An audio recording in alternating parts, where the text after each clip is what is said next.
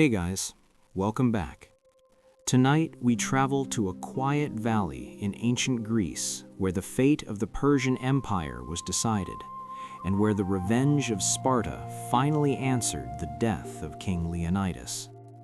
You probably know the story of Thermopylae, the narrow pass where Leonidas and his 300 Spartans stood against the vast army of the Persian Empire.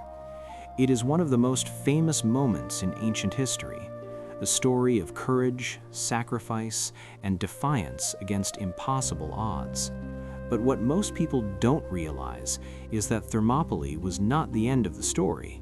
It was only the beginning. Because 1 year later, on a sun-washed plain called Plataea, the Greeks delivered a punishment so devastating that the Persian Empire quietly tried to erase it from history. An entire imperial army collapsed, a general fell in the dust, and the myth of Persian invincibility shattered in a single, irreversible moment. Tonight we'll gently walk through that forgotten ending, the ancient battle that finally avenged Leonidas, the moment the Persian Empire was defeated, and the turning point that allowed Greek civilization to survive long enough to shape philosophy, democracy, theater, and the very foundations of the world we live in today. This is not just a battle story. It is the quiet moment when the balance of the ancient world shifted forever. And as always here on Sleepless Historian, we'll explore it slowly, peacefully, and thoughtfully. A calm history documentary designed to help you learn history while you sleep. So before you get comfortable, take a gentle moment to like this video and subscribe, but only if these deep sleep history stories help you find peace, sleep better, or simply reflect on our shared journey through time. Now, close your eyes, settle into the quiet rhythm of the night, and let the sounds of ancient fields and distant campfires guide you back more than 2,000 years to the valley of Plataea, where Sparta finally avenged Leonidas and the world changed in ways the Persian Empire hoped no one would remember. The fire you hear beside you tonight is gentle, controlled, almost comforting. But the fire that rose over Athens in the late summer of 480 BC was something else entirely. It was the kind of fire that turns history into smoke. It began slowly at first, a ribbon of dark haze drifting upward from the sacred hill of the Acropolis, then another and another, until the sky above the city thickened into a black ceiling that blotted out the fading sunlight. The Persian army of King Xerxes had arrived, and the city they found waiting for them was strangely quiet. No bustling marketplace, no crowds of citizens arguing in the agora, no priests chanting in the temples, only wind moving through empty streets and the distant creaking of abandoned doors. The Athenians had already fled. Days earlier, under the desperate advice of their leaders and the warnings carried by runners in ships, the people of Athens had packed whatever they could carry and boarded boats that drifted anxiously in the waters near Salamis. From those crowded decks, they watched their home disappear behind a rising wall of flame. For generations, Athens had been the jewel of the Greek world, a city of marble and ambition, a place where ideas about democracy and citizenship were beginning to reshape human history. But to Xerxes and his generals, it was not a city of ideas. It was a symbol of rebellion. And symbols, as emperors throughout history have learned, are best destroyed publicly. Persian soldiers moved through Athens with grim discipline, carrying torches dipped in oil and resin, touching flame to rooftops and wooden beams, watching as sparks raced across dry timbers that had baked beneath the Mediterranean sun. Soon the temples caught fire. The great shrines that had taken decades to construct cracked and groaned as heat split the marble and shattered painted stone.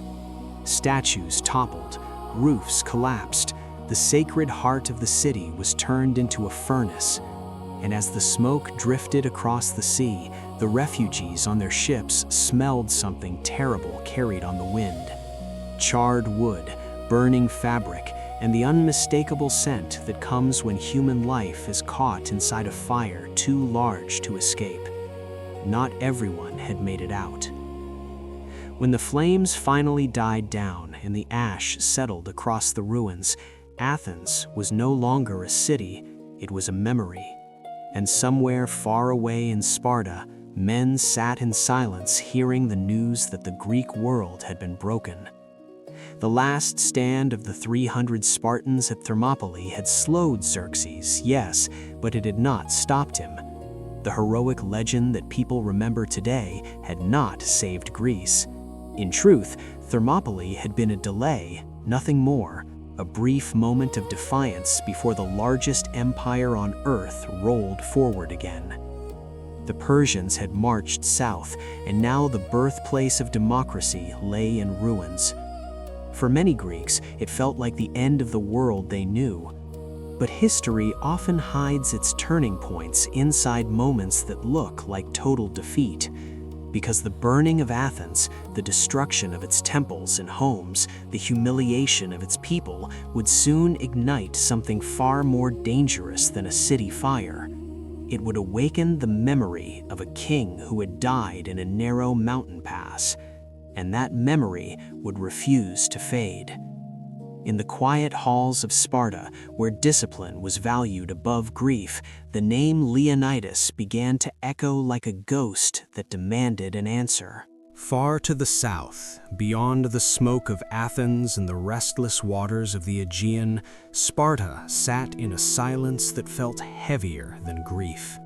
In most Greek cities, the death of a king would have filled the streets with mourning, with wailing voices and ritual lamentations echoing through the temples. But Sparta was not like other cities. Spartans were taught from childhood that sorrow was a private matter, something to carry in the chest like a stone, rather than display to the world. And so when the news arrived that King Leonidas had fallen at Thermopylae, the city did not cry out. It simply grew quieter. The story of the 300 Spartans had already begun to spread across Greece like a legend whispered in the dark. 300 warriors standing against the greatest army the ancient world had ever seen. A narrow pass turned into a killing ground, spears shattering against shields, bodies piling in the dust, and a king who refused to retreat even when the end was certain. But legends are polished things. They glow with heroism and courage. The reality that Sparta now faced was far more uncomfortable. Leonidas was dead, yes, but the Persians had not stopped marching. The sacrifice at Thermopylae had slowed Xerxes only briefly before the Persian tide rolled south again, swallowing cities and villages as it came. Worse still, Xerxes had done something that cut deeply into the Spartans' sense of honor. According to ancient accounts, the Persian king ordered Leonidas's body to be mutilated after the battle, his head cut off and displayed upon a spear. For most cultures in the ancient world, this might have been a common act of humiliation, but for Sparta, where the dignity of warriors was sacred even in death, it was an insult that burned like a brand upon the memory of the entire city. In the council halls where Sparta's leaders gathered, Leonidas was no longer simply a fallen king. He had become something larger, something heavier, a presence that lingered in every decision. His name hovered in the air whenever the elders debated their next move. The question that haunted them was painfully simple: what happens now? The Persian Empire stretched across continents. From the mountains of Anatolia to the deserts of Mesopotamia, Xerxes commanded an army that seemed limitless to the small, fractious city-states of Greece. Ancient historians exaggerated wildly, speaking of millions of soldiers marching beneath Persian banners, though modern scholars believe the number was closer to 150,000 or perhaps 200,000 men. Even that reduced estimate was terrifying. Greece, divided and suspicious of itself, could gather only a fraction of that strength, perhaps 40,000 warriors in total if every city-state contributed its full force. And therein lay the true danger, one far more threatening than Persian swords. The Greeks did not trust each other. Athens, now a smoking ruin, blamed Sparta for sending too few troops to Thermopylae. Some Athenians whispered that the Spartans had sacrificed Leonidas simply to delay the Persians while they prepared defenses farther south. Meanwhile, Sparta viewed Athens with equal suspicion, remembering that it had been Athenian defiance that first provoked Persia decades earlier during the Ionian Revolt. Smaller cities watched this rivalry with growing anxiety. Corinth calculated its survival carefully. Megara feared being crushed between empires. Tegea wondered quietly whether submission to Persia might be safer than resistance. The fragile alliance that had formed to defend Greece was beginning to crack under the weight of fear and pride. And somewhere within the Persian camp, a man was watching those cracks widen. His name was Mardonius, one of the most capable generals in the Persian Empire, and unlike Xerxes, he understood that the most powerful weapon in war is often patience. He had seen the rivalries among the Greek city-states. He knew their pride, their jealousy, their ancient grudges. And as the smoke of Athens drifted across the horizon, Mardonius began shaping a plan that would not require his soldiers to swing a single sword. If he succeeded, Greece would collapse from within long before the next battle was fought. The Persian general Mardonius had spent enough time studying the Greeks to understand something that many conquerors never quite grasp. Wars are rarely won only on battlefields. Sometimes the most decisive victories are whispered into existence through promises, negotiations, and the quiet manipulation of fear. As the ashes of Athens cooled and the Persian army settled into its winter camps across northern Greece, Mardonius began preparing a different kind of weapon.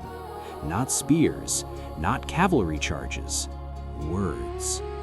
Unlike King Xerxes, who had marched into Greece with overwhelming force and theatrical displays of imperial power, Mardonius preferred patience. He believed that the fragile unity of the Greek city-states could be broken with far less effort than it had taken to invade them. And Athens, now homeless and exhausted, seemed the perfect place to begin. The Athenians had lost everything. Their homes had been burned, their temples shattered, their families scattered across the islands of the Aegean Sea. Thousands of refugees now lived aboard ships or temporary camps along the coast, watching the smoke of their city fade slowly into memory. Even the proud defenders of democracy must have wondered in those quiet nights whether resistance had been worth the cost. Mardonius understood that despair could be more persuasive than violence, and so he sent an envoy to the Athenians with an offer that seemed almost unbelievable. Persia, he promised, would rebuild Athens completely. Every temple that had been destroyed would rise again. Every home would be restored. The Persian treasury, one of the richest in the ancient world, would fund the entire reconstruction. Athens would retain its land, its customs, and even a degree of autonomy within the Persian Empire. All that was required was loyalty. Athens would simply acknowledge Persian authority and cease its resistance. For a people who had watched their city vanish in fire, the proposal was dangerously tempting. Imagine standing on the deck of a refugee ship, staring at the blackened ruins of everything you once called home, and hearing that the most powerful empire on earth was offering to restore it all. No more war, no more destruction, just peace, wealth, and security under Persian protection. Some Athenians were ready to accept. History often remembers heroic defiance, but the quieter voices of exhaustion and survival were just as real. Many citizens argued that continuing the war would only bring more suffering. Had not Thermopylae already proven that the Persian Empire was unstoppable? Had Athens not already paid the price for resisting? But others saw the offer for what it truly was, a golden leash. Accept Persian generosity today, they warned, and tomorrow Athens would no longer belong to its people. Its ships would serve Persian kings, its laws would bend to Persian authority, its freedom would dissolve slowly beneath the weight of imperial gold. The debate was fierce, stretching through long nights as the refugees argued among themselves while waves lapped against the hulls of their ships. In the end, Athens made a decision that surprised even the Persians. They refused. But refusal alone was not enough, because the Athenians understood that their situation remained desperate. Their city was gone, their people scattered, and the Spartans, the supposed champions of Greek resistance, were doing something that seemed strangely passive. Instead of marching north to confront Mardonius, Sparta had begun building a massive defensive wall across the Isthmus of Corinth, the narrow strip of land connecting the Peloponnese to the rest of Greece. To the Athenians watching from their ships, it looked less like strategy and more like abandonment. If the Persians controlled the north, while Sparta hid behind its wall, Athens would be left alone to face the empire that had already destroyed it once. And so the Athenians did something bold, perhaps even reckless. They sent messengers south to Sparta, carrying a message that would shake the entire alliance. If Sparta refused to fight beside them, Athens warned, then Athens might have no choice but to fight beside Persia instead. While Athens smoldered in ruins and Mardonius quietly wove his web of diplomacy and calculation, the Spartans were building something of their own far to the south. But it was not an army, not at first. It was a wall. Across the narrow strip of land known as the Isthmus of Corinth, the Spartans and their Peloponnesian allies had begun constructing an enormous defensive barrier. Stone, timber, packed earth, and whatever materials could be gathered quickly were dragged into place day and night by thousands of laborers and soldiers. The logic behind the project was brutally simple. If the Persians controlled northern Greece, then the southern peninsula of the Peloponnese could still be defended. The wall would transform the isthmus into a choke point, a barrier behind which Sparta and its allies could survive even if the rest of Greece fell. From a purely strategic perspective, the idea made sense. Yet to many Greeks, it felt like a betrayal of everything Leonidas had died for. At Thermopylae, Leonidas had stood in the narrowest pass of Greece and turned it into a battlefield where courage mattered more than numbers. His sacrifice had been an act of defiance, a statement that Greece would resist even when the odds were impossible. And now, less than a year later, his own people seemed to be doing the opposite. Instead of standing in the open, they were hiding behind stones. The contrast haunted Sparta's leadership. At the center of this uneasy moment stood a young man named Pausanias. He was the nephew of Leonidas and now served as regent of Sparta, while the king's young son was still too young to rule. Pausanias had grown up in the shadow of Spartan expectations, but after Thermopylae, that shadow had become enormous. Every Spartan knew the name Leonidas. Every Spartan measured courage against the memory of the king who had died with his warriors. And now those same eyes watched Pausanias carefully, wondering whether he would live up to that legacy or fall beneath it. The whispers were impossible to ignore. Some said Leonidas would never have built a wall. Others muttered that true Spartans met their enemies in battle, not behind fortifications. But Pausanias understood something that many of his critics did not. Courage alone does not win wars, timing does. He had studied the reports coming from the north, listening carefully to every account of the Persian army's movements. Mardonius commanded one of the most dangerous forces in the ancient world, supported by cavalry that could devastate infantry caught in open ground. To march north immediately to meet the Persians on terrain of their choosing would be nothing less than suicide. Pausanias was not delaying out of fear. He was waiting for the right moment. Yet, even patience has limits, and that limit arrived with the message from Athens. When the Athenian envoys reached Sparta, they did not speak with the cautious diplomacy that usually accompanied alliances. Their words were sharp, almost desperate. Athens had already refused the Persian offer. They had chosen resistance. But if Sparta intended to hide behind the wall and abandon the rest of Greece, then Athens would have no choice but to reconsider its options. The meaning behind the message was unmistakable. Athens possessed the strongest navy in the Greek world. Hundreds of triremes, sleek warships powered by disciplined crews of rowers, patrolled the waters of the Aegean. If Athens ever decided to side with Persia, those ships could easily sail around the isthmus. The wall that Sparta was building would become meaningless. Persian troops could simply land behind it. For the first time, Pausanias saw the wall for what it truly was. Not a shield, a prison. If Greece fractured now, if Athens abandoned the alliance, the Peloponnese would not survive long. The Persians would come from both land and sea, and the last hope of resistance would vanish. The realization settled over him like cold iron. Sparta could not wait any longer. The war that Leonidas had begun at Thermopylae had reached its most dangerous moment, and the burden of finishing it had fallen upon his nephew's shoulders. In the quiet hours before dawn, while the fires of the Spartan camps flickered softly against the darkness, orders began to move through the ranks. Armor was lifted from racks, shields were strapped to forearms, spears were tested in calloused hands.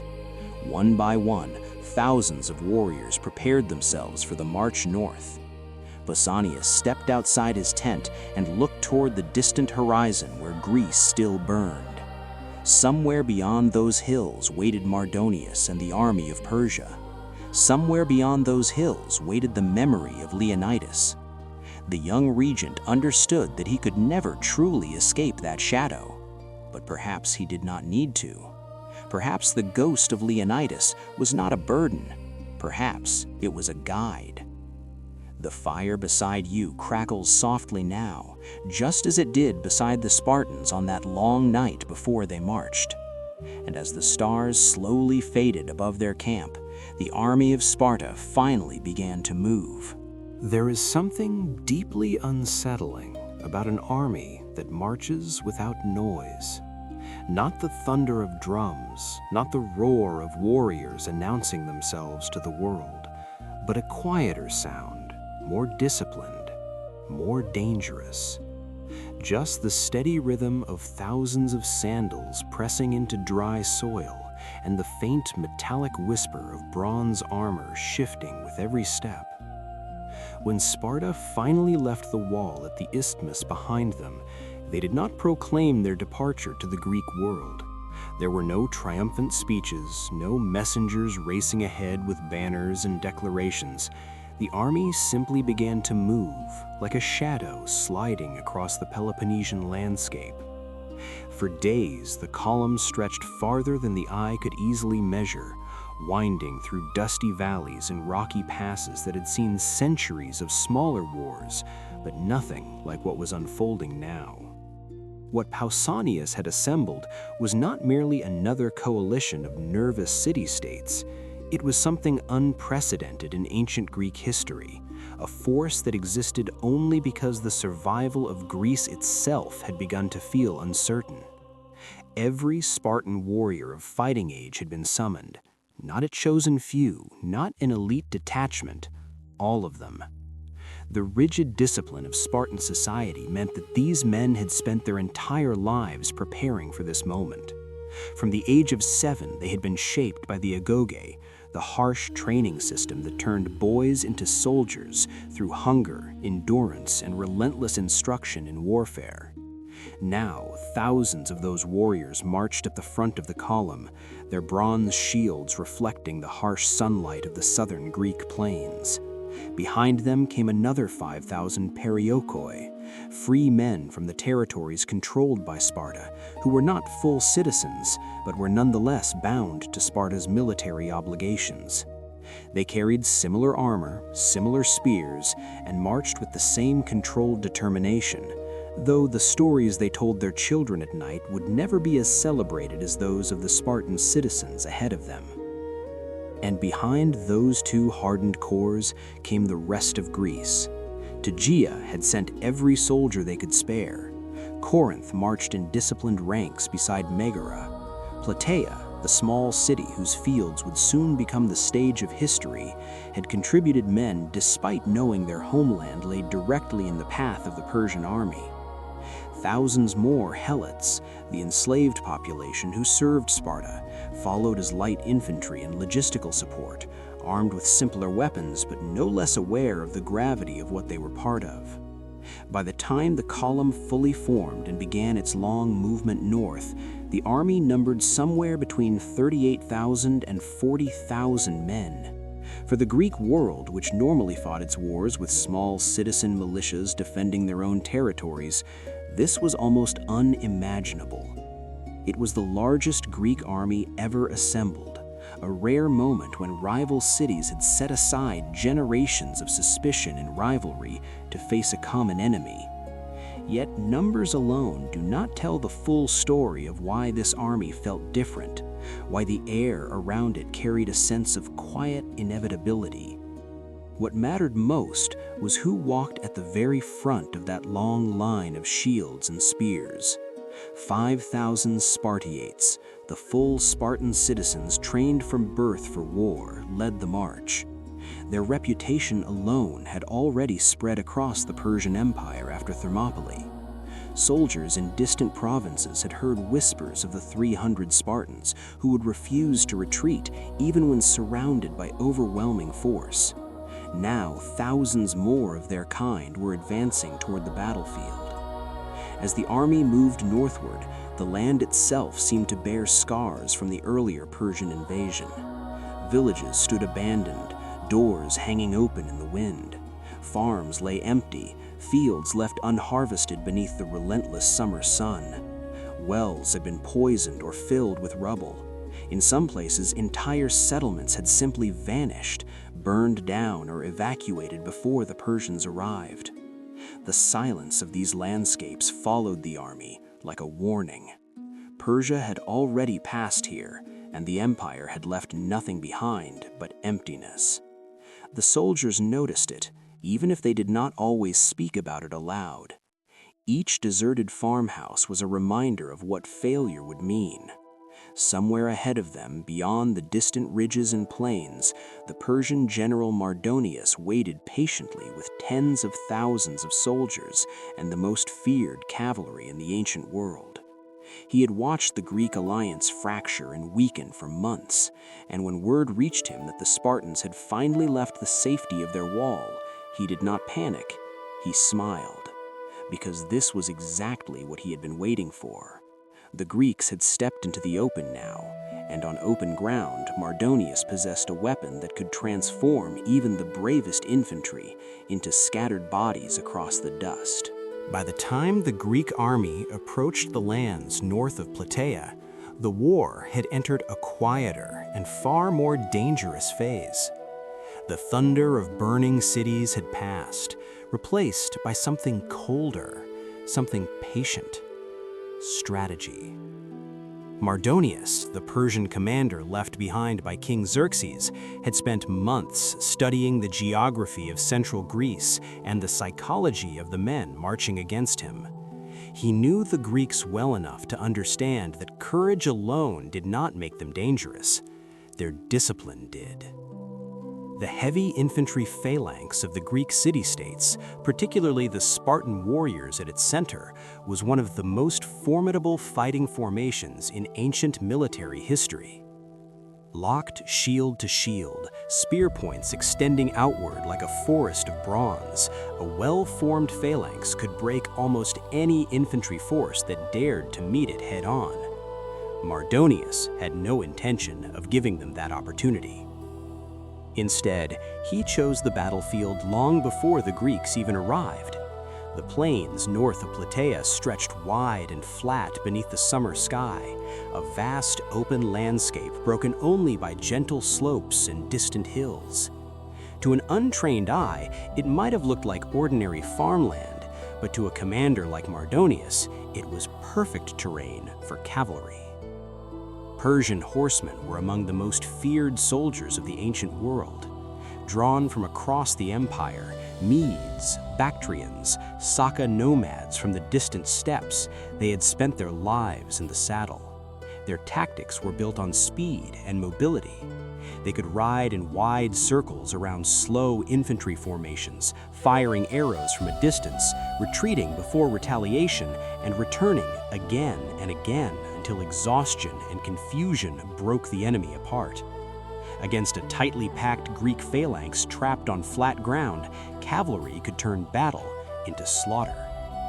Mardonius understood this perfectly, and so he positioned his vast camp directly across the plains, constructing a fortified enclosure of wooden palisades that stretched across the landscape like a second city. Within its boundaries stood thousands of tents, supply wagons, war horses, and soldiers from every corner of the Persian Empire. Bright fabrics fluttered above command tents, where officers issued orders beneath banners of purple and gold. Fires burned through the night as cooks prepared meals for tens of thousands of men. To any observer approaching from the hills, it looked less like an army and more like a living organism spread across the earth. When Pausanias finally reached the ridges overlooking the Persian camp, the scale of what he faced became unmistakably clear. From the high ground, he could see the enemy stretching across miles of open terrain. Cavalry patrols moved across the plains like dark insects gliding over dust. Supply caravans rolled slowly between sections of the camp. The Persian army was not only enormous, it was comfortable, confident. Mardonius believed he had already won the most important part of the war. The Greeks had abandoned the defensive wall that once protected them. They had marched north into open ground where Persian cavalry ruled. For a Spartan commander raised on stories of fearless charges and decisive battle, the instinct would have been immediate: attack. Strike hard before the Persians could organize their defenses. Prove once again that Spartan courage could overcome impossible odds. The ghosts of Spartan history must have whispered exactly that into Pausanias' ears as he looked down from the ridge. But Pausanias did something unexpected. He stopped. Instead of rushing into the plains where Persian cavalry could surround them, he positioned his army carefully along the uneven slopes and broken terrain of the foothills. The ground here was rougher, interrupted by rocky outcrops and shallow valleys that limited the movement of horses. It was not perfect terrain for a phalanx, but it was far safer than the open plains below. From this position, the Greeks could defend themselves while forcing the Persians to attack uphill if they wanted battle. And then, Pausanias did something even more difficult than restraint. He waited. The Greek soldiers had marched hundreds of kilometers, expecting a decisive confrontation with the Persian Empire. Many had imagined the moment vividly: shields locked, spears lowered, the roar of battle echoing across the valley. Instead, they found themselves standing in silence on a hillside, staring down at an enemy that seemed in no hurry to attack. The tension spread quickly through the campfires that night. Some commanders from other city-states grew restless. Corinthian officers argued that the Greeks had come north to fight, not to watch the Persians from a safe distance. Athenians wondered whether Sparta was hesitating again, just as some had accused them of doing before Thermopylae. Pausanias listened to the complaints, but gave no dramatic speeches in response. He simply held his position and allowed the silence to continue. That silence would stretch not for hours, not for days, but for nearly 2 weeks. 11 long days of waiting beneath the Greek sun. 11 days that slowly began to test the fragile unity of the alliance. And so the waiting began. Day after day, the two armies remained locked in a silent contest of patience beneath the vast summer sky of central Greece. The Persian camp stretched across the plains like a second city, alive with movement and color, while the Greek alliance remained perched on the broken hillsides above, their shields stacked beside them and their spears resting in the dust. From a distance, it might have looked peaceful, almost calm, as though two great forces had simply decided to coexist beneath the same sun. But beneath that quiet surface, the tension was tightening like a drawn bowstring. Pausanias understood that time could be as dangerous as battle itself. The longer his army remained in place, the more pressure would build inside the fragile coalition of Greek city-states. And that was exactly the pressure Mardonius intended to create. The Persian commander did not rush into a reckless attack against the ridgeline where the Greeks had positioned themselves. Instead, he used the one weapon he knew the Greeks could not easily answer: his cavalry.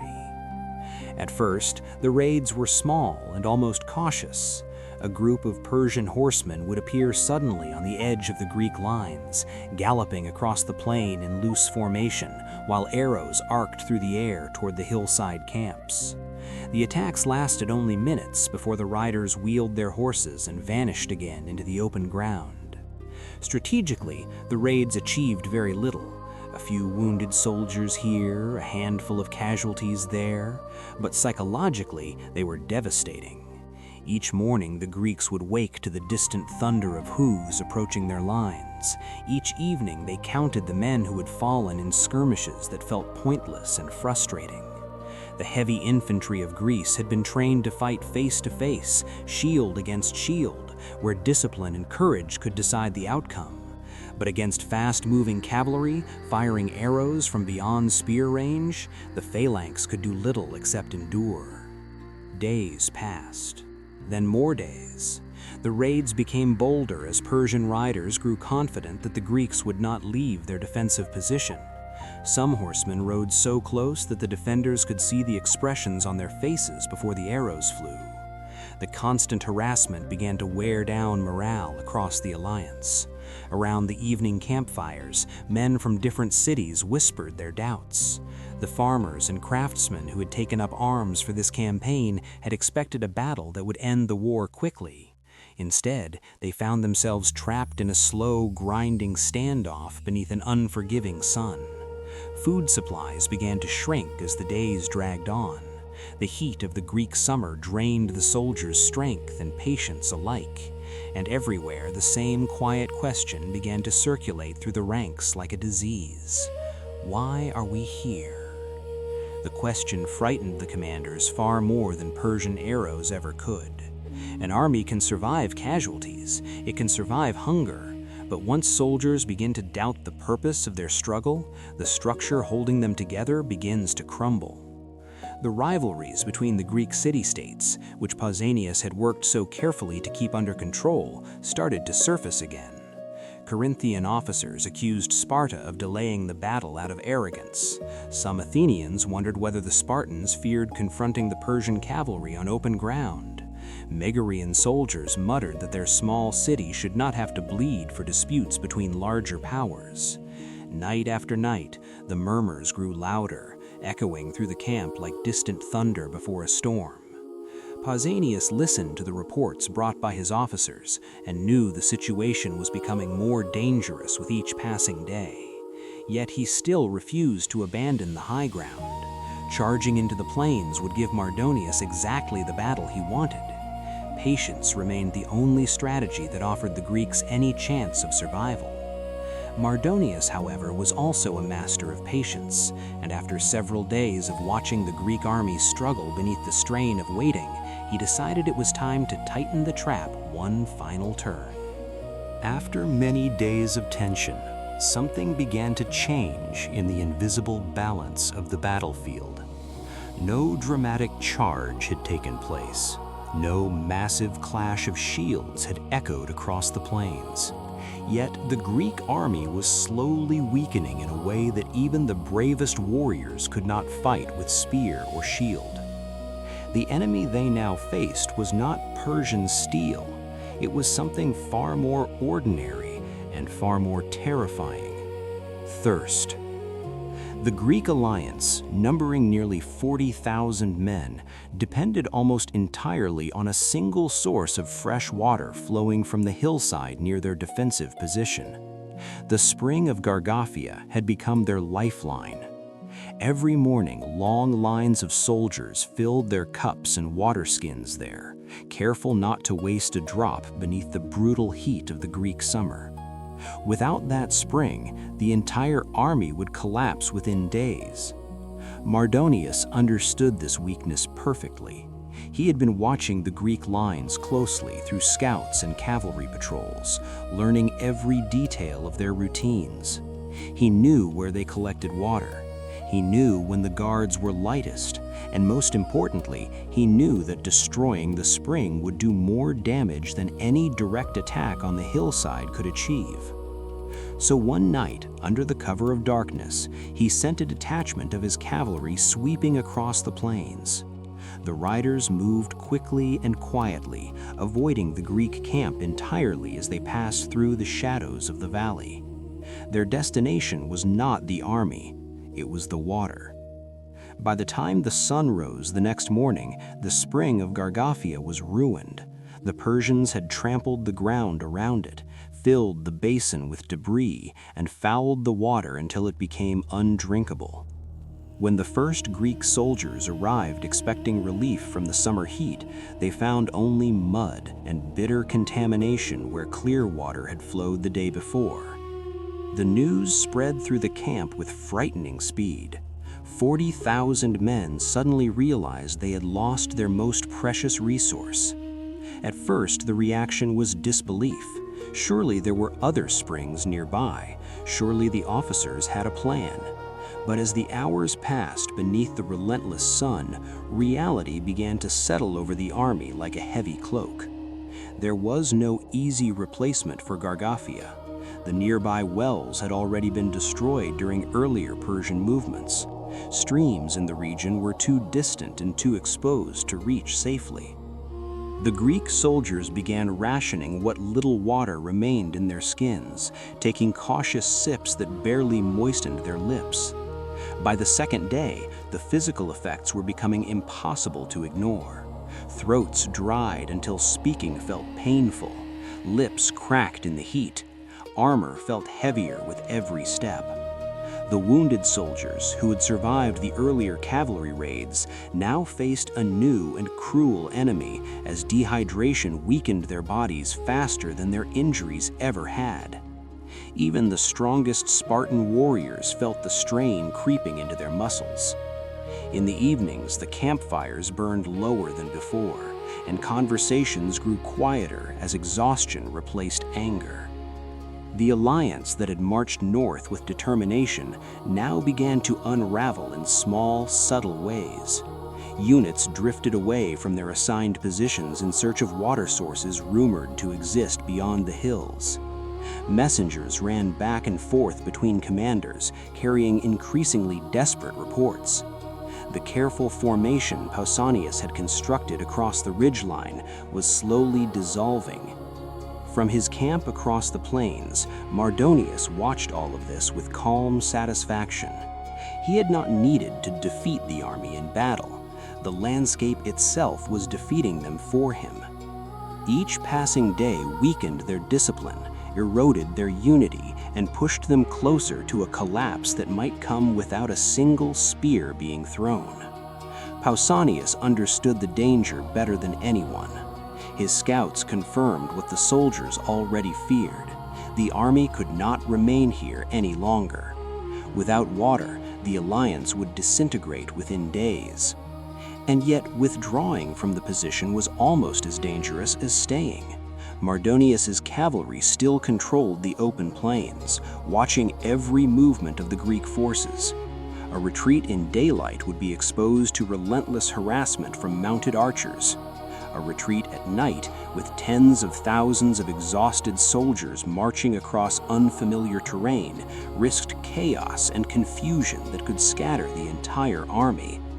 But Pausanias had no other choice left. As darkness settled over the hills one evening, he issued quiet orders throughout the camp. the army would withdraw during the night to a new defensive position closer to reliable water sources near Plataea. If the movement succeeded, the Greeks might regain their strength and continue the standoff. If it failed, the entire alliance could collapse before dawn. Across the silent campfires, men began preparing for the march with weary determination. Shields were lifted, sandals tightened, spears gathered from the ground where they had rested during the long days of waiting. No speeches were made, no heroic declarations filled the air. The soldiers understood the fragile state of their army too well for empty words. And somewhere beyond the darkness of the plains, the Persian general Mardonius waited patiently, knowing that an army retreating in the night was far more vulnerable than one standing firm on a hill. The Greeks would soon discover that the most dangerous battles in history are not always fought in daylight. Sometimes they begin in the dark, when exhausted men whisper prayers and hope that the road ahead does not lead directly into disaster.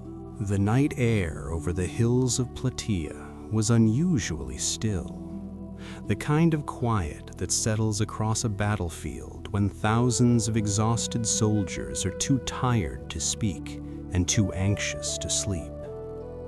Somewhere in the darkness, faint embers from campfires flickered like distant stars, and the smell of dust and dry grass drifted slowly across the ridgeline where the Greek army had endured 11 long days of waiting.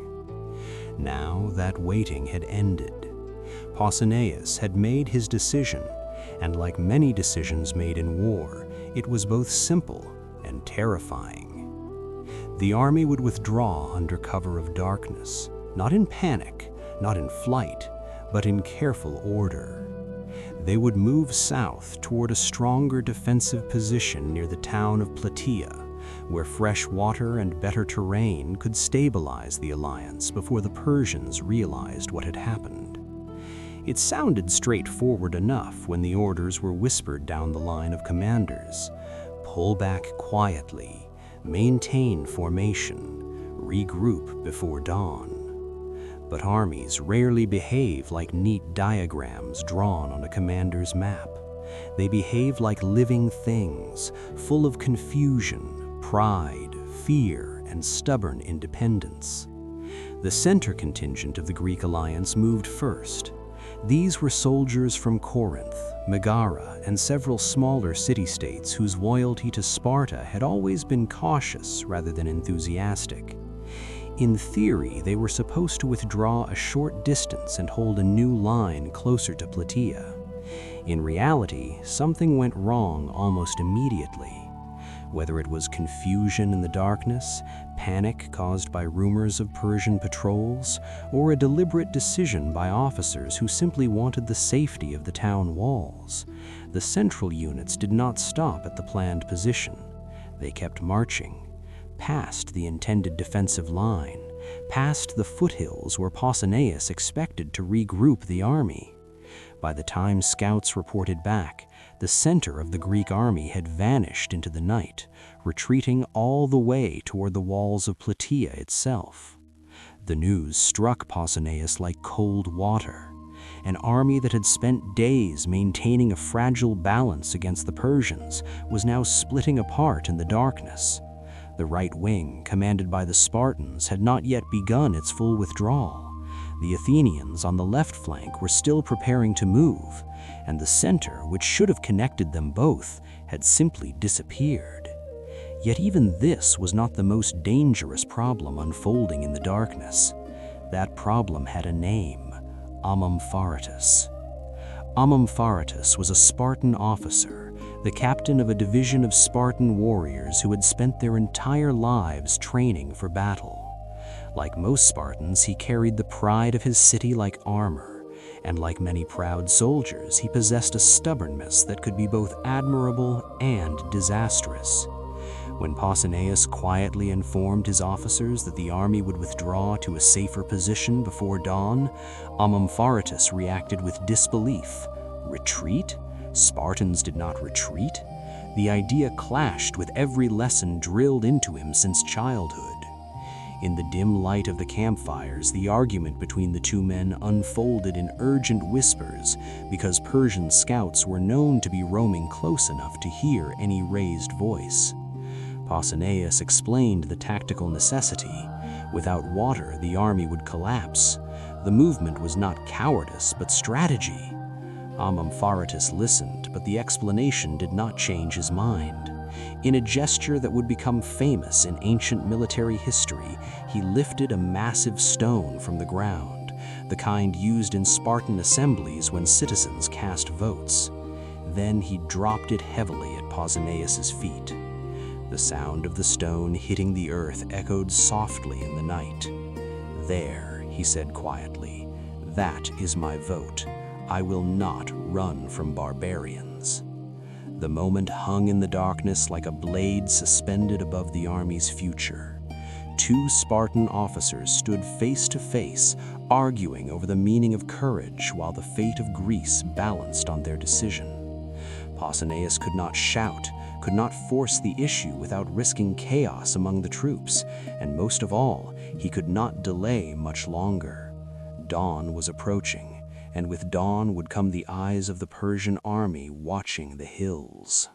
Dawn arrived slowly over the plains of Plataea, the kind of pale gray light that spreads quietly across the horizon before the sun finally lifts itself above the distant hills.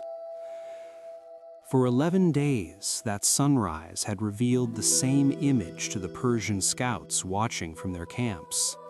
The Greek army standing firmly along the ridgeline, shields stacked in neat rows, spears planted in the earth, a stubborn enemy refusing to come down and fight. But on this morning, something was different. The ridge was empty. At first, the Persian watchers thought their eyes were deceiving them. The position the Greeks had defended so stubbornly had simply vanished into silence. The fires were gone, the lines of shields were gone. Only the bare hillside remained, lit by the soft light of the new day. Messengers raced back toward the Persian camp, carrying reports that seemed impossible to believe. The Greeks were gone. They had abandoned the ridge during the night. What followed was a flurry of activity inside the Persian command tents as officers hurried to confirm the news. Scouts were dispatched in every direction across the plains, their horses kicking up clouds of dust as they searched for signs of the retreating army. And when those scouts returned, their reports painted a picture that seemed almost too perfect to be real. The Greek alliance was scattered. The center contingent had retreated all the way back to the walls of Plataea, far from the battlefield where the real fighting would take place. The Athenians on the left flank had become separated from the Spartan forces during the confusion of the night march. And the Spartans themselves, the most feared infantry in Greece, were stranded in the open terrain between the hills and the town, still trying to reorganize their formation after the chaotic retreat. When these details reached the ears of Mardonius, the Persian general could hardly contain his satisfaction. For weeks, he had tried to lure the Greeks down from the safety of their defensive ridge. Now they had come down on their own. Even better, they had done so in confusion and disorder. In Mardonius's mind, the outcome of the coming battle was already clear. The Spartan warriors who had terrified the Persian Empire at Thermopylae were no longer standing in a disciplined line on high ground. They were caught in the open plains where cavalry ruled the battlefield. For a commander who understood the power of mobility, this was the opportunity he had been waiting for since the beginning of the campaign. Without hesitation, he began issuing orders that echoed across the Persian camp. Cavalry first. The mounted archers who had harassed the Greeks for days were now unleashed in full force. Thousands of horses surged forward across the plains, their riders shouting commands as they accelerated toward the exposed Spartan position. Behind them came the infantry of the Persian army, tens of thousands of soldiers advancing in waves across the dust. The ground itself seemed to tremble beneath the movement of so many men and animals rushing toward battle. The rising sun illuminated the enormous cloud of dust kicked into the air by the advancing army, a rolling wall of earth and movement that could be seen from miles away. For the Greek soldiers struggling to reform their lines, the sight must have felt like the arrival of a storm. Pausanias stood among his officers, watching the approaching Persian forces with the calm expression of a man who had expected this moment all along. Around him, his soldiers were still gathering themselves into formation. Shields were being raised, spears were being distributed to men who had dropped them during the night march. Many of the warriors were exhausted, their throats dry from days of thirst, and their muscles aching from sleepless nights.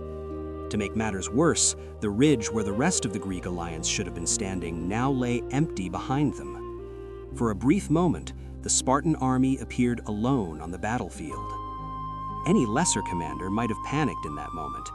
80,000 Persian soldiers were advancing across the plains, while the Spartan forces were still organizing themselves. But Pausanias did not panic. Instead, he looked calmly at the dust cloud approaching across the valley, then turned his attention to something far stranger than the charging army before him. He knelt beside a small altar that had been prepared for sacrifice, and while the Persian army closed the distance between them, the Spartan commander began to pray. The arrows arrived before the answer from the gods. At first, they came in scattered waves, thin black lines crossing the pale morning sky, almost quiet against the wind that moved across the plain of Plataea. Then they came in thousands. Persian archers had advanced to within range, and from behind their wicker shields they released volley after volley toward the Spartan line that was still forming in the dust. The sound was strangely soft at first, a distant whisper in the air, like dry leaves brushing together in autumn. Then the arrows began to strike. Bronze shields rang with hollow metallic thuds. Spears trembled as shafts splintered against them. The ground around the Spartan formation began to sprout arrows like a field of dark grass. Yet the Spartans did not break formation. They did not rush forward in anger. They did not shout. They knelt. Each warrior lowered himself behind the heavy curve of his shield, the bronze surface angled toward the sky while the storm of Persian arrows fell around them. It was a moment that would have looked almost surreal to an observer standing far away. 5,000 Spartan soldiers, trained from childhood for violence and battle, kneeling silently in the dust while their commander waited for permission from the gods. Pausanias stood beside the altar, his eyes fixed on the small sacrificial fire flickering weakly in the morning wind. The goat had already been sacrificed. Its entrails had been examined by the priest who stood beside him. The message had been clear. The omens were not favorable. Do not attack. So Pausanias waited. Another sacrifice, another reading of the entrails. Again, the signs were wrong. Around him, the rain of arrows continued to fall. Men groaned quietly as some of the shafts slipped past the shields and struck exposed arms or legs. A few warriors collapsed silently onto the ground, their shields slipping from their hands. Still, Pausanias did not give the order to charge. Instead, he prepared another offering. The ritual continued as it had for generations of Greek commanders before battle. Fire, prayer, inspection of the signs, but the gods remained silent. The tension among the allied troops standing beside the Spartans was growing unbearable. Among them were the soldiers of Tegea, one of Sparta's most loyal partners in the Peloponnese. The Tegeans were brave men, accustomed to fighting shoulder to shoulder with Spartans in many battles, but even their patience was beginning to crack beneath the endless storm of arrows. From their position, they could see the Persian infantry drawing closer behind the cavalry, a massive wall of soldiers advancing steadily across the plain. Every moment they waited meant more men dying under the rain of arrows. Their captain looked toward the Spartan commander who still knelt beside the altar. To him, the scene must have felt almost unreal, warriors bleeding in the dust while their general waited for divine approval. The Tegean captain understood the traditions of Greek warfare, but he also understood something else. If they waited much longer, there might not be an army left to fight. Finally, he made a decision that no one had ordered and no one could stop. He turned toward his soldiers and raised his spear. 1,500 Tegeans stepped forward from the line. Without a shout, without ceremony, they began to run toward the Persian shields ahead of them. The sudden movement rippled through the Spartan ranks like a shockwave. The Allied soldiers had broken formation. They were charging into battle without orders. And at that exact moment, something changed. The priest standing beside Pausanias leaned forward over the sacrificial altar and studied the signs again. The entrails glistened in the morning light. The patterns were different now. The silence between the falling arrows seemed to stretch for a heartbeat. Then the priest spoke quietly. The omens were favorable. Pausanias slowly rose from his knees. Around him, the Spartan soldiers lifted their heads, waiting.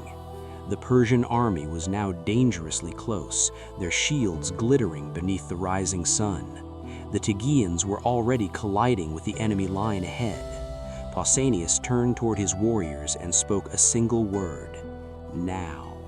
The word moved through the Spartan ranks like a quiet spark passing through dry grass. Now. It was not shouted. It did not need to be. 5,000 Spartan warriors rose from their knees at the same moment, as if guided by the same breath. Bronze shields lifted, spears lowered, the long red cloaks that had been dusted with earth during the night withdrawal stirred in the wind as the phalanx began to move forward across the plain of Plataea. What made the sight terrifying was not noise, but the absence of it. There was no wild roar, no chaotic charge, no desperate sprint toward the enemy. The Spartans advanced in silence, step after measured step, their shields overlapping like scales of bronze, their spears forming a forest of iron points aimed directly at the Persian line ahead. To the soldiers watching from a distance, it must have looked less like an army and more like a slow, unstoppable tide moving across the earth. The Persian infantry braced themselves behind their wicker shields as the bronze wall approached. These were not cowards or inexperienced soldiers. Many of them had marched across half the known world under the banners of the Persian Empire. They had fought in ancient battles from the deserts of Egypt to the mountains of Anatolia. They knew how to stand their ground. Their officers shouted commands, forming defensive ranks while archers behind them released one final volley into the advancing Spartan phalanx. Arrows struck shields, some found gaps in armor, but the Spartans did not slow. The moment of impact came with a violent sound that seemed to tear the morning apart. Bronze slammed into wicker, iron spearheads punched through leather shields.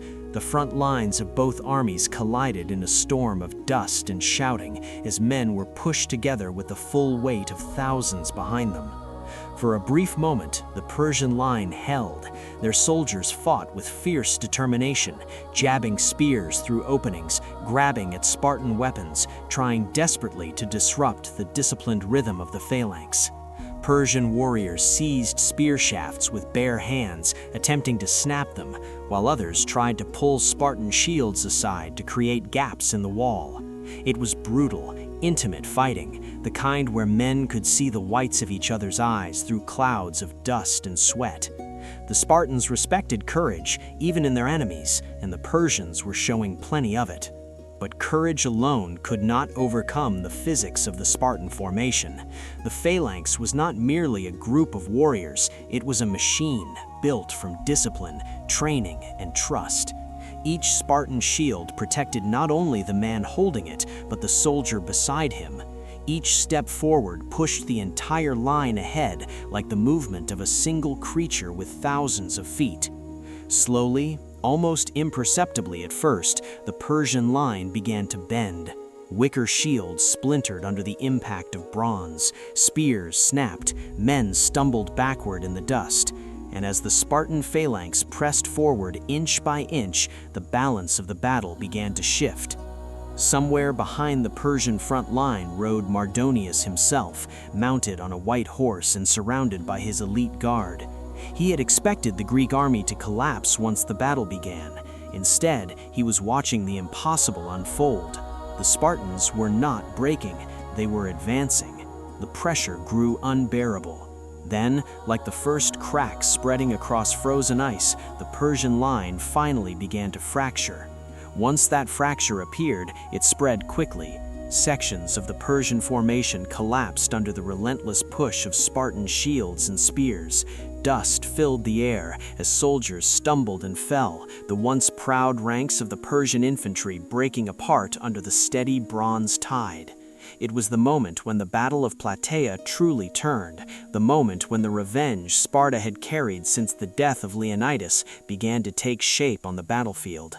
And though the fighting would continue across the plain for hours, the outcome had already been decided in those few violent minutes when silence turned into thunder and bronze overcame wicker.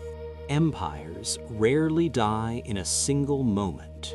They erode slowly through ambition, miscalculation, and the quiet accumulation of enemies who refuse to disappear. But sometimes history compresses that slow collapse into a single, unforgettable instant. The kind of instant that begins with chaos and ends with silence. And on the dusty plain of Plataea, in the middle of one of the most decisive ancient battles in military history, that moment arrived unexpectedly in the form of something almost absurdly simple: a stone. The battle had already descended into brutal confusion. Dust hung thick in the air as Greek and Persian soldiers struggled against each other in tight, violent clusters across the plain. Spears had broken, shields were dented and slick with sweat. The carefully arranged formations that commanders loved to draw on maps had dissolved into something far more primal: men fighting men. Survival measured in seconds and inches. Somewhere inside that swirling chaos rode Mardonius, the Persian general whose ambition had carried the armies of the Persian Empire deep into Greece. Unlike many commanders who preferred the safety of distant hills where they could observe the field, Mardonius chose a different approach. He fought close to the front. Mounted on a striking white horse that made him visible even through the dust, he moved through the fighting surrounded by his elite guard. These were the finest warriors in the Persian army, soldiers chosen for their loyalty and skill, men who understood that their duty was to keep their commander alive at all costs. Together they cut through the chaos of the battlefield with astonishing determination. Ancient Greek historians, who otherwise had every reason to portray their enemies as villains in a story of Spartan revenge and Greek victory, surprisingly spoke of Mardonius with a certain reluctant respect.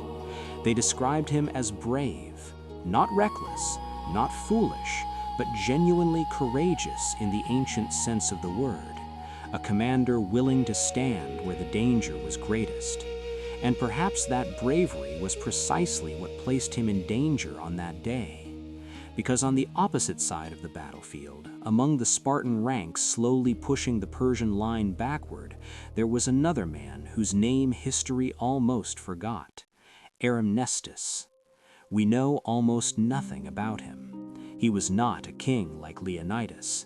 He was not a famous general whose speeches would echo through centuries of historical writing. He was simply a Spartan soldier, one among thousands who had marched across Greece to stand on this battlefield. His shield was scratched and battered from the fighting. His spear had already shattered in the press of combat. Some ancient sources suggest he may have lost his sword as well, though historians disagree about the exact details. What they all agree on is what happened next.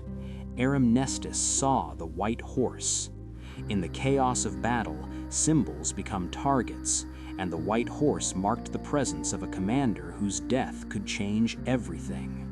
For a moment, Arimnestus watched as Mardonius fought among his guards, directing soldiers and striking at Greek warriors who approached too closely. Then, finding himself without a weapon strong enough to reach the Persian general through the protective circle of guards, he did something that seemed almost desperate. He bent down and picked up a stone from the ground. It was nothing special, just a heavy rock lying in the blood-streaked dust of Plataea, the kind of stone that had existed there long before armies arrived and would remain long after they were gone. For a brief second, the chaos around him seemed to fade. Arimnestus weighed the stone in his hand. He aimed, and he threw it.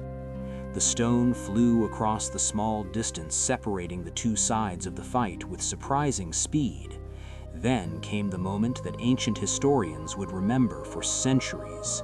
The stone struck Mardonius in the head. The Persian general, the man who had commanded one of the largest armies ever to march into Greece, suddenly lost his balance. The white horse reared slightly beneath him, and then Mardonius fell. He hit the ground with a dull thud that was almost lost beneath the noise of the battle. For a moment, his guards tried to shield him, but it was already clear. The general was not rising again.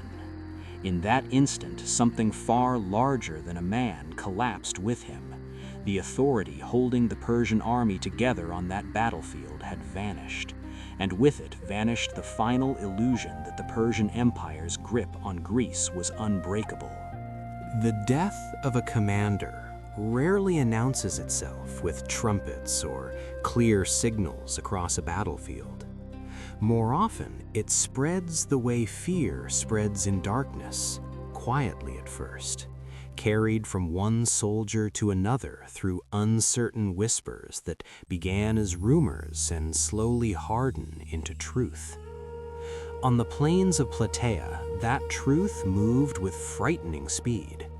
At first, only the Persian guards surrounding the fallen Mardonius understood what had happened.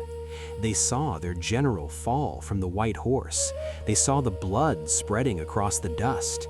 And for a brief moment, they fought with an almost desperate fury, forming a tight circle around his body, while Spartan soldiers pressed forward through the chaos of the ancient battle. Loyalty still held them together. The finest warriors of the Persian Empire raised their shields and struck back with renewed ferocity, determined to protect the fallen general even after his death. But the battlefield was too vast, the fighting too violent for such a secret to remain hidden for long. A wounded soldier staggered backward from the front line and shouted the words no army ever wants to hear. "Mardonius is dead." At first, the statement seemed unbelievable. The Persian army had marched into Greece under the command of one of the empire's most capable generals. He had burned Athens. He had outmaneuvered the Greek alliance for months through strategy and patience. The idea that he could simply fall in the middle of a chaotic clash felt impossible. Yet the whispers continued to spread. From one unit to the next, the words moved across the Persian center like cracks racing across frozen ground. Mardonius is dead. And with every repetition, the strength of the army seemed to weaken. Military historians often say that armies fight not only with weapons, but with belief. Soldiers must believe that the battle can still be won, that the plan still exists, that someone in command understands what is happening. When that belief disappears, the structure of an army can collapse in seconds. That is exactly what began to happen at Plataea. The Persian center, which had been holding against the relentless pressure of the Spartan phalanx, suddenly faltered. A few soldiers stepped backward, then a few more, then entire sections of the line began to crumble. What had been disciplined resistance turned into confusion. Orders were shouted but no longer obeyed. Officers tried to rally their men, but their voices were drowned out by the growing panic spreading across the field. The soldiers closest to the Spartan line understood first that something had gone terribly wrong. They saw their comrades beginning to withdraw. They saw the steady advance of bronze shields pushing forward through the dust, and instinct took over. They turned and ran. It did not resemble a tactical retreat. There was no signal, no formation, no organized withdrawal across the battlefield. It was raw survival. Thousands of Persian soldiers suddenly abandoned the fight and sprinted toward the wooden palisade of their fortified camp on the far side of the plain. Some threw away shields to run faster. Others dragged wounded companions beside them. The mass of men moving in the same direction created a terrible momentum, a human wave of fear surging toward the safety of the camp walls. Behind them, the Greeks advanced with growing confidence. The Spartans, who had endured days of Persian arrows and insults, felt the battle shifting beneath their feet. Their formation moved forward relentlessly, cutting down fleeing soldiers who stumbled or turned too slowly. On the left flank, the Athenians, who had been fighting a separate but equally fierce struggle against Theban allies of Persia, finally broke through their opponents and began moving toward the collapsing Persian center. What followed was no longer a balanced clash between two great armies of the ancient world. It became a pursuit. 40,000 Greek soldiers spreading across the plain like hunters, driving a far larger Persian force toward the narrow entrances of their own camp. The palisade that had once protected the Persian army suddenly became a trap. Thousands of desperate men crowded toward the gates, pushing and climbing over each other in their panic to reach safety. Some were crushed against the wooden walls by the weight of those behind them. Others fell into the dust and were trampled by their own comrades before the pursuing Greeks even reached them. The rivers and streams that crossed the plain turned into scenes of desperate struggle. Soldiers in heavy armor attempted to wade through the water, only to slip and drown under the weight of their equipment. Others were cut down from behind as Spartan warriors closed the distance with grim determination. Ancient accounts describe the water running red that day, a grim reminder of how quickly the tide of an ancient battle could shift from uncertainty to catastrophe. Yet, even as thousands of Persian soldiers fled toward the camp, the worst part of the day had not yet begun, because the Greeks were still advancing, and the walls of the Persian camp still stood ahead. The Persian camp had been built with confidence. When Mardonius ordered it constructed on the plains near Plataea, the wooden palisade surrounding the encampment was designed to project strength and permanence. Tall stakes driven deep into the earth formed a defensive barrier meant to keep enemies out, while the vast army of the Persian Empire prepared to crush the Greek alliance once and for all. Inside those walls stood hundreds of richly decorated tents, supply wagons, cooking fires, stables for cavalry horses, and the administrative heart of a massive campaign. It was less a temporary camp and more a traveling city of war. Servants moved between the tents carrying water and provisions. Scribes recorded logistics and messages. Physicians tended to wounded soldiers from earlier skirmishes, and everywhere there were signs of imperial wealth.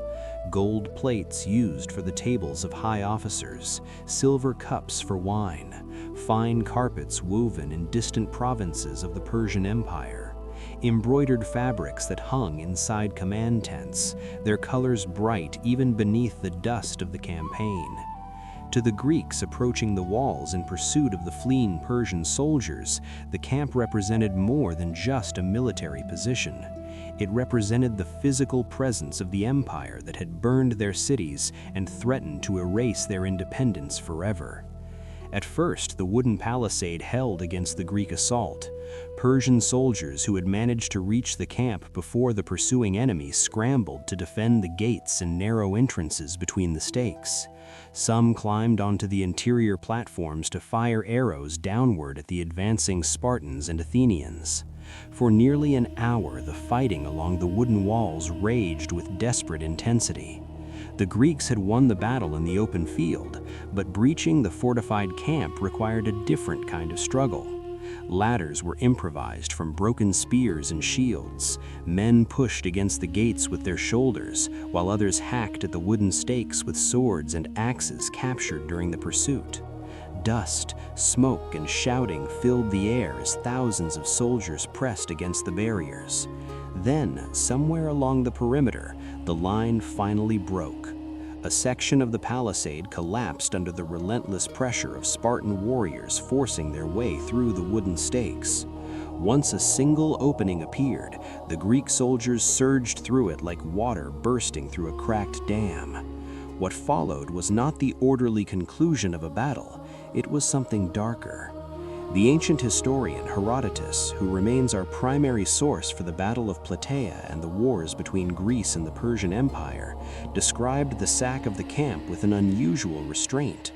For a writer who often recorded violence with vivid detail, his account of what happened inside the Persian camp feels almost deliberately distant.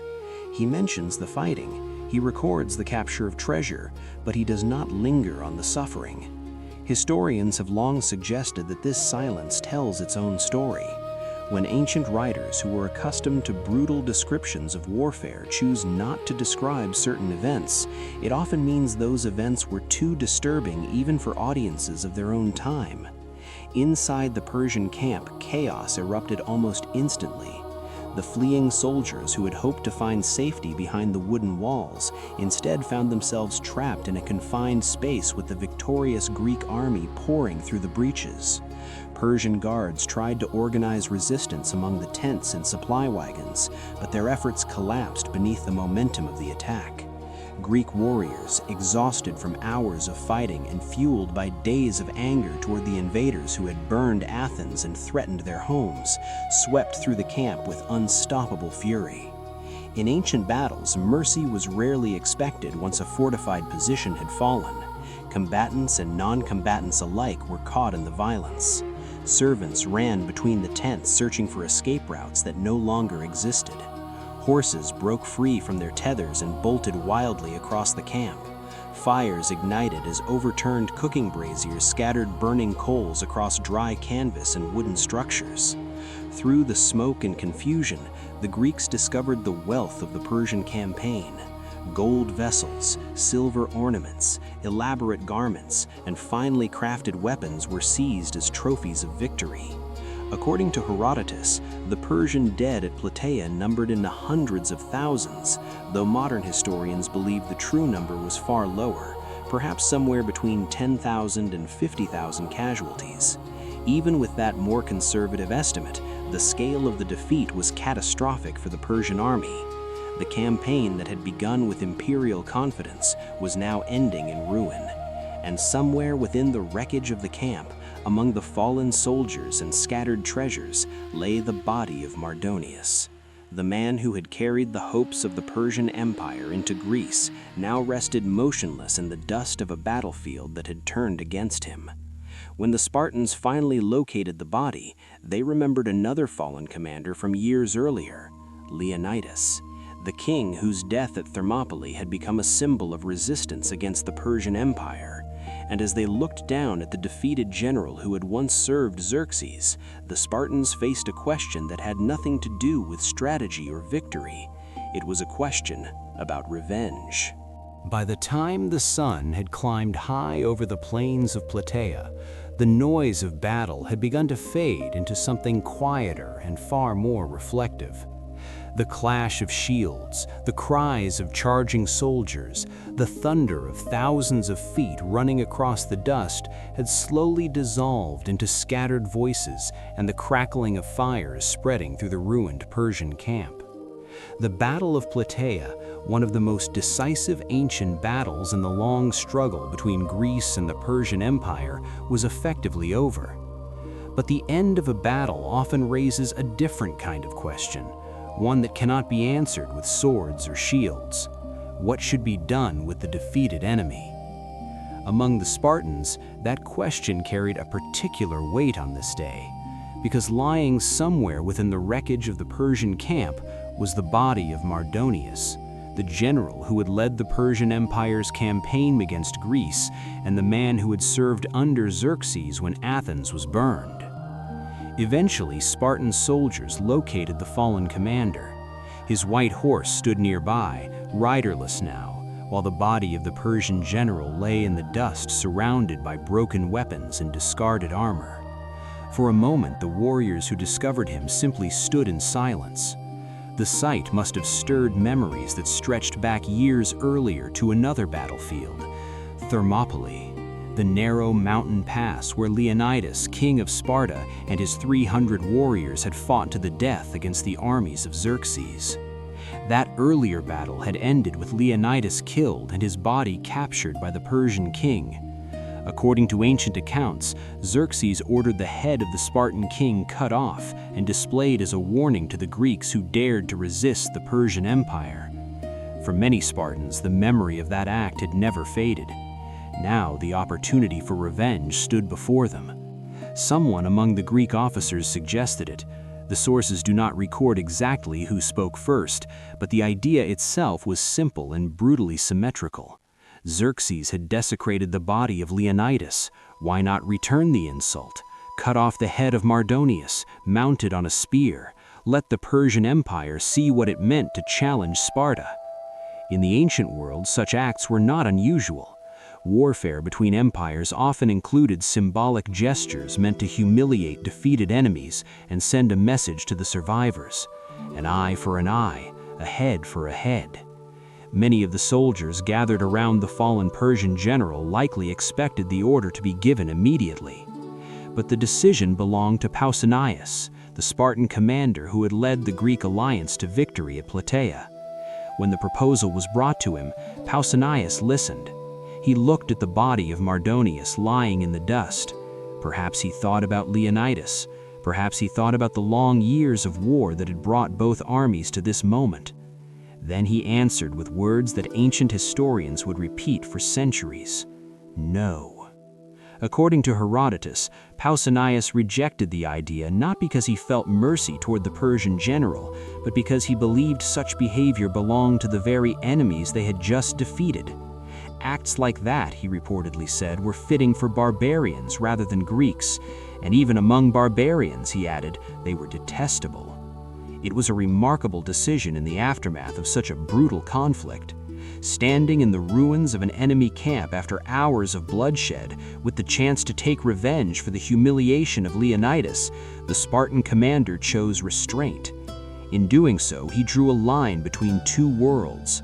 On one side stood the Persian Empire, powerful and vast, but willing to use terror and spectacle as tools of domination. On the other stood the Greek alliance, smaller and often divided, yet determined to defend an idea of freedom that would shape the future of the Mediterranean world.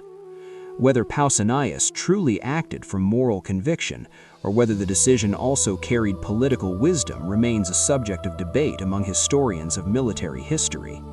Refusing to mutilate the body of Mardonius not only preserved Spartan honor, but also allowed the Greek victory to stand as something greater than simple revenge. In the end, the Persian general was buried with respect normally granted to a fallen commander. The Spartans had avenged Leonidas not through cruelty, but through victory.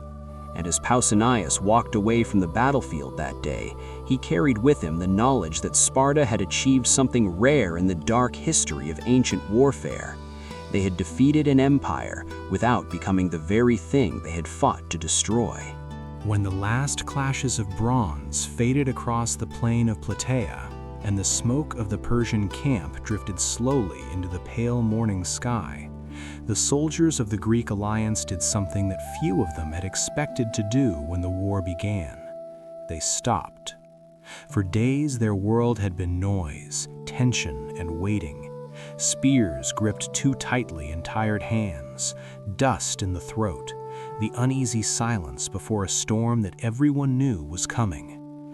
Now the storm had passed, and in the quiet that followed, something far larger than a single victory began to unfold.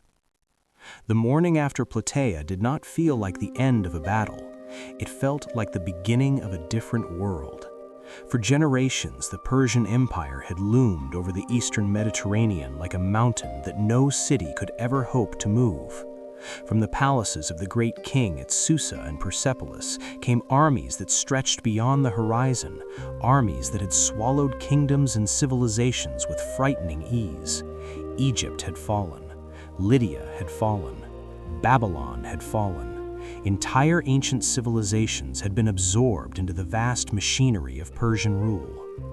To many observers across the ancient world, resistance against such power seemed almost impossible. The empire was too wealthy, too organized, too immense to be stopped by a scattered collection of Greek city-states that often spent as much time fighting each other as they did their enemies. Yet, on that quiet morning in Boeotia, the impossible had happened. The Persian Empire had been defeated.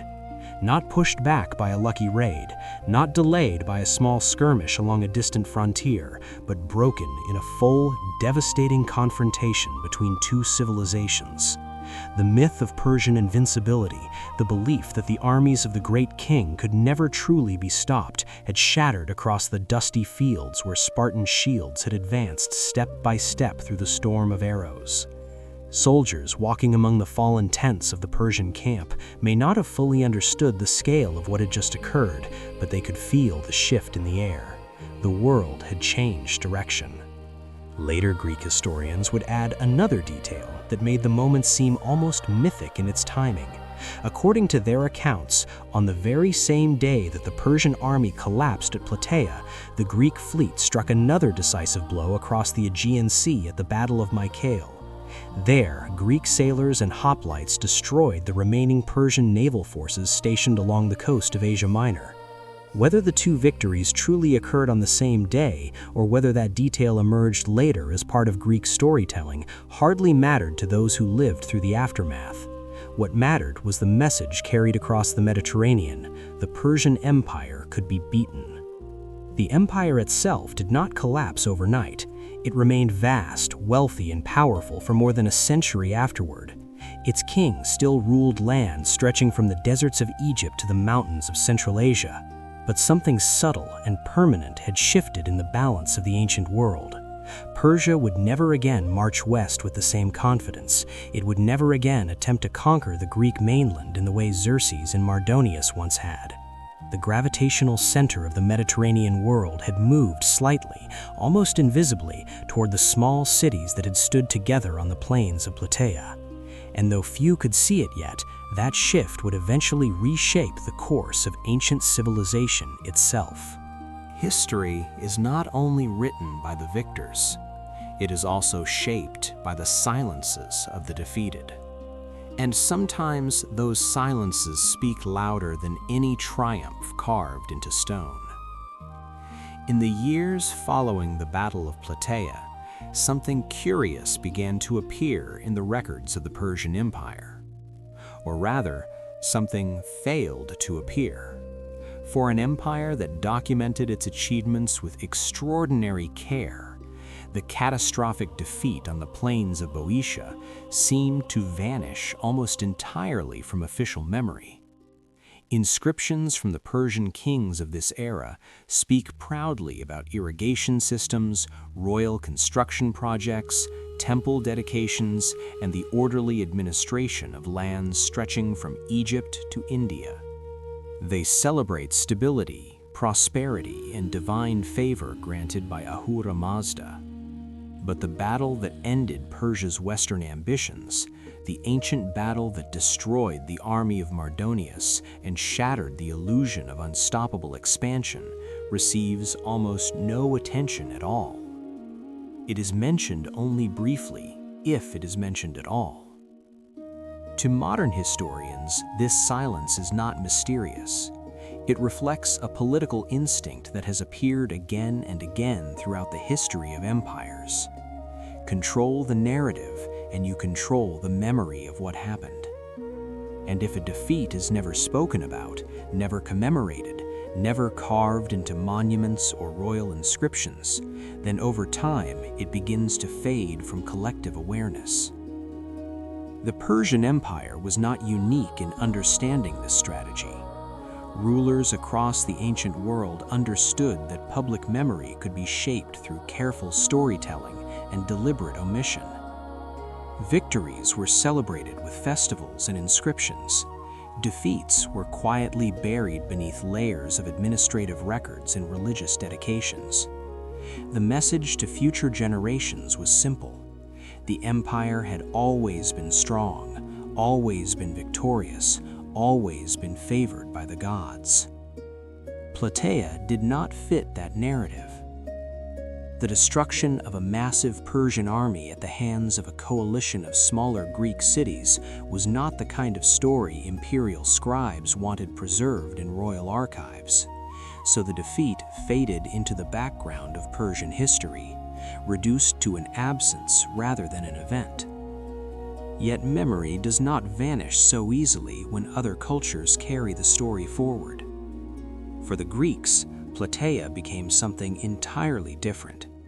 It was not merely a military victory, it was proof of an idea. The idea that small communities of citizens could stand together against the overwhelming power of empire and survive.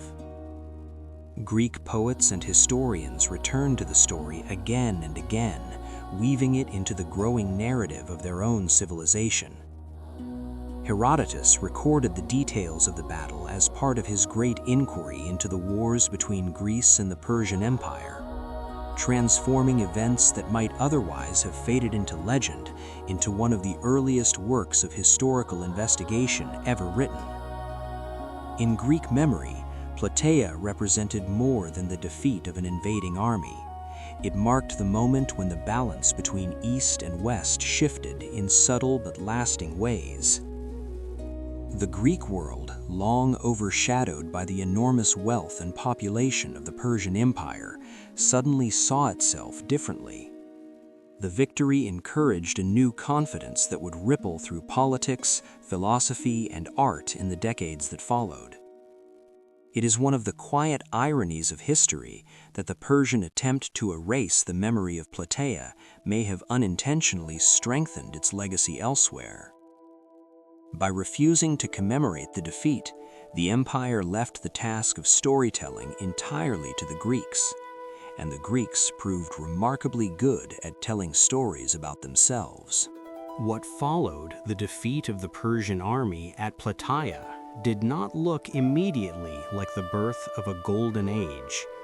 In fact, for many of the soldiers who returned home from that battlefield, life resumed with surprising normality. Farmers went back to their olive groves. Fishermen returned to the quiet rhythm of coastal waters. Merchants reopened stalls and markets that only months earlier had been preparing for the possibility of Persian occupation. War, after all, had always been part of the ancient world, and victory did not suddenly transform the everyday struggles of ordinary people. Yet beneath this calm surface, something profound had begun to grow.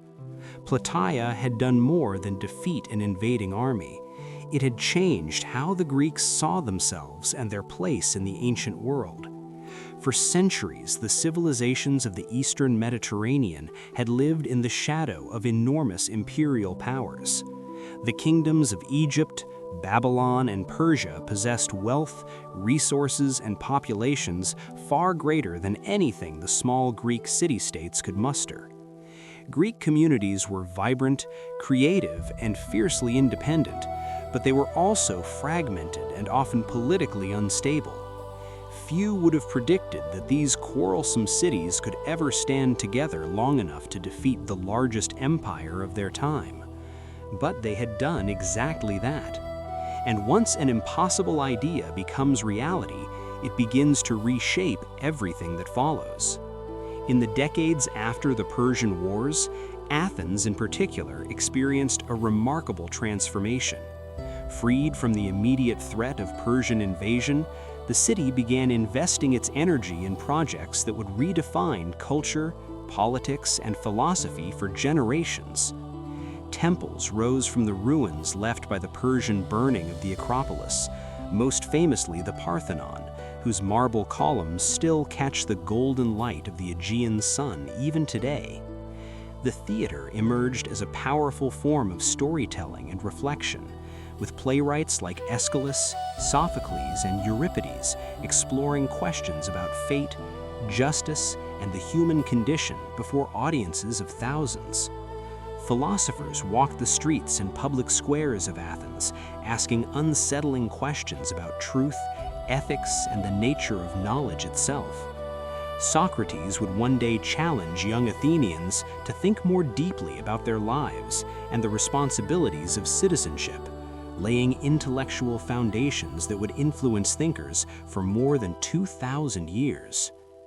At the same time, historians like Herodotus and later Thucydides began attempting something new and revolutionary: the careful recording and analysis of human events, not simply as myths or legends, but as causes and consequences that could be examined and understood. These developments were not created by Plataea alone.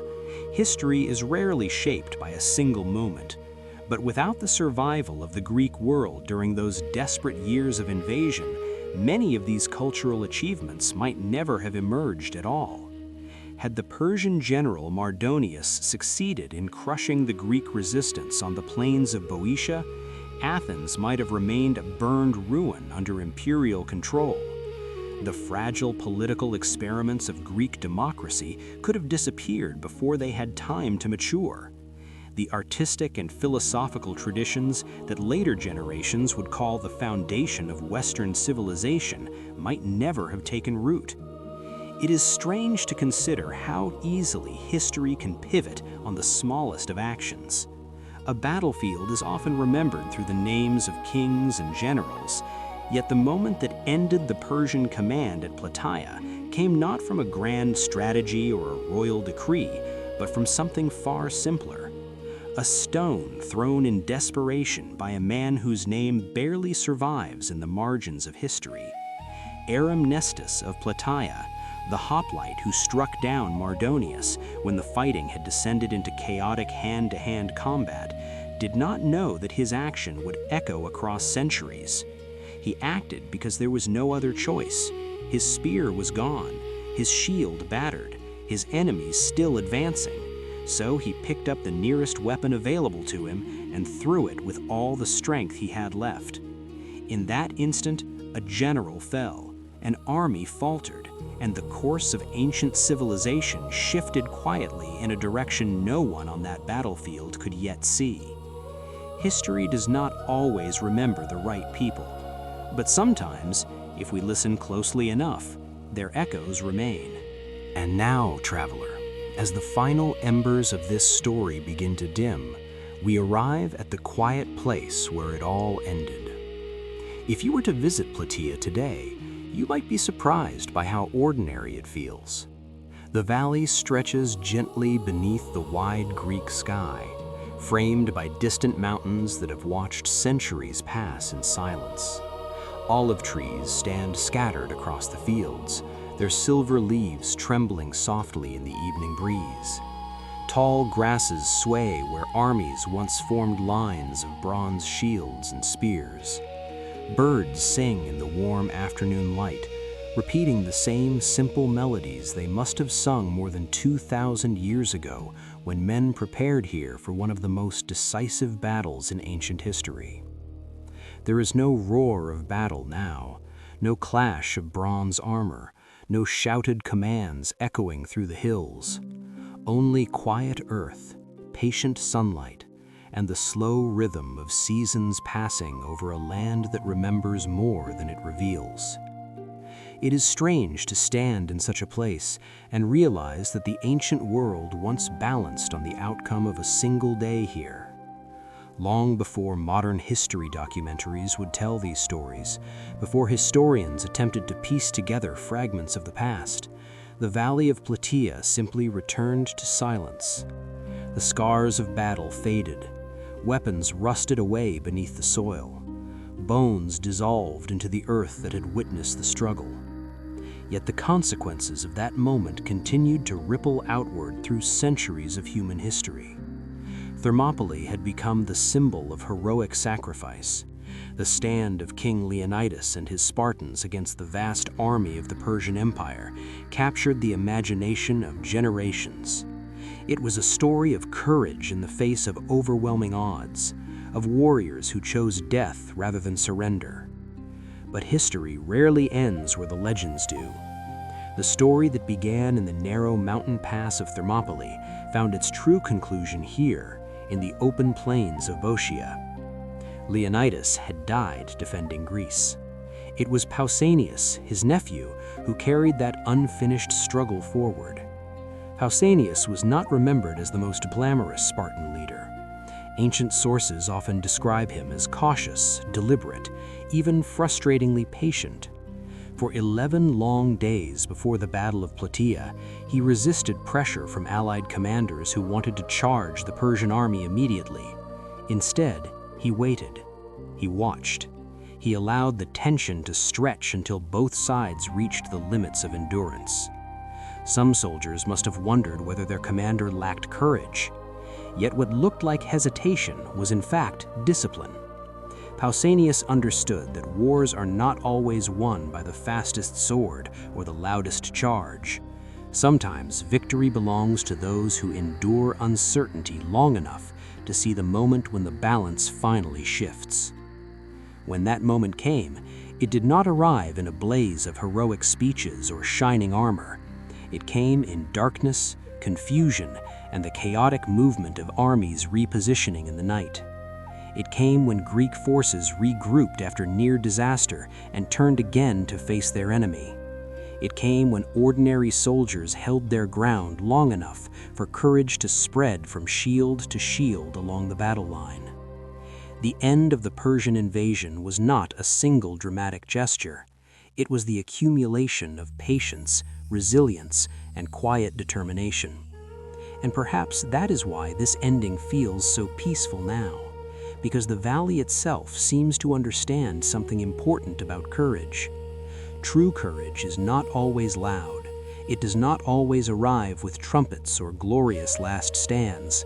Sometimes it appears in the form of endurance, the willingness to keep standing, even when fear whispers that defeat is inevitable. As the evening settles over the fields of Plataea, imagine the ancient campfires burning low after the battle, the soldiers resting beside their shields, exhausted but alive, the long road home waiting in the distance. They did not know that historians would one day call this the turning point of the Persian Wars. They did not know that the survival of Greek culture would help shape philosophy, science, democracy, and art for centuries to come. They only knew that they had survived the day, and sometimes that is enough to change the world. So now the fire grows quiet, the night deepens, and the story that traveled across centuries comes gently to rest. Sleep well tonight, traveler, and if dreams come softly to you, let them wander across ancient fields beneath a starlit sky, where ordinary men once stood together against impossible odds, and where the future of civilizations turned not on destiny alone, but on courage, patience, and the quiet strength to endure.